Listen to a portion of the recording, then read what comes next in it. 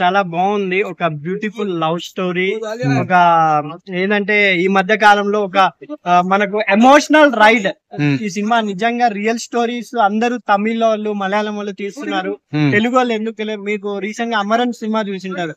దాంట్లో సాయి పల్లవి దాంట్లో కూడా పార్ట్ ఆఫ్ సినిమా హిట్ లో ఆమె పార్ట్ కూడా ఉంది. కాబట్టి తండేల్లో కూడా అంతే ఎమోషనల్ నాగ చైతన్య గారి మధ్య అండ్ సాయి పల్లవి గారి మధ్య ఉంది. నిజంగా చెప్పాలంటే చందు మొన్నిటికి హ్యాట్సాఫ్ చెప్పాలి. ఎవరికైనా ఒక హిట్ వస్తే జస్ట్ ఒక గర్వం అనేది వస్తుంది.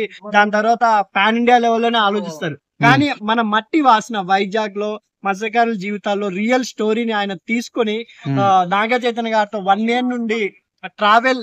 ఎందుకంటే ఒక పాత్ర ఏదైనా మనం చేసేటప్పుడు నిజంగా ఇన్వాల్వ్ కావాలి. దీంట్లో నాగ చైతన్య గారిని చూస్తే ఎవరికైనా సినిమా చూసిన ఎవరినైనా అడగండి, నాగ చైతన్య గారు అయితే కనబడ్డాను భయ్య. ఒక తండేల్ క్యారెక్టర్ లో నిజంగా అక్కడ జీవిస్తున్న వ్యక్తి గానీ నాగ చైతన్య హావాభావాలు గానీ ఆ వేరియేషన్స్ గానీ, ఎందుకంటే పాకిస్తాన్ లో వెళ్ళి ఒక ఫైట్ చేసే తండేల్ అంటే గుజరాతీ పదం, అది లీడర్ అని అర్థం.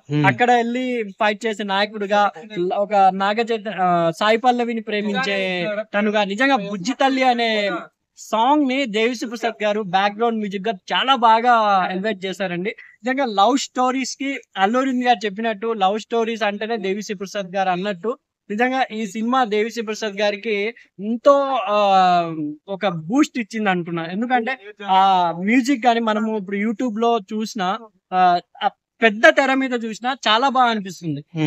ఎందుకంటే పెద్ద స్క్రీన్ మీద మనకు చాలా బాగా, ఎందుకంటే హైలెస్ సాంగ్ గాని ఆ శివుడి మీద ఆ జాతర సీన్ గాని చాలా అద్భుతంగా.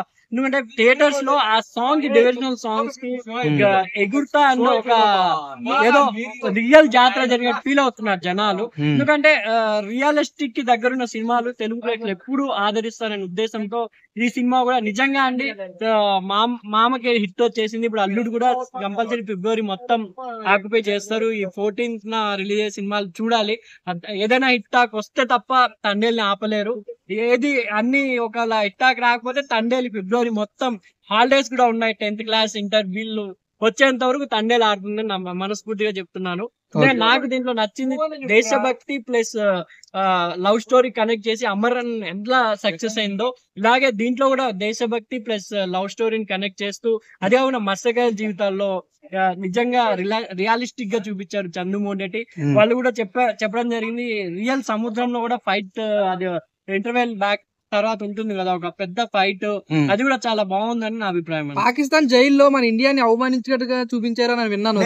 అది ఎక్కడ లేదు భయ్య. ఎందుకంటే అవమానించడం ఎక్కడ లేదు.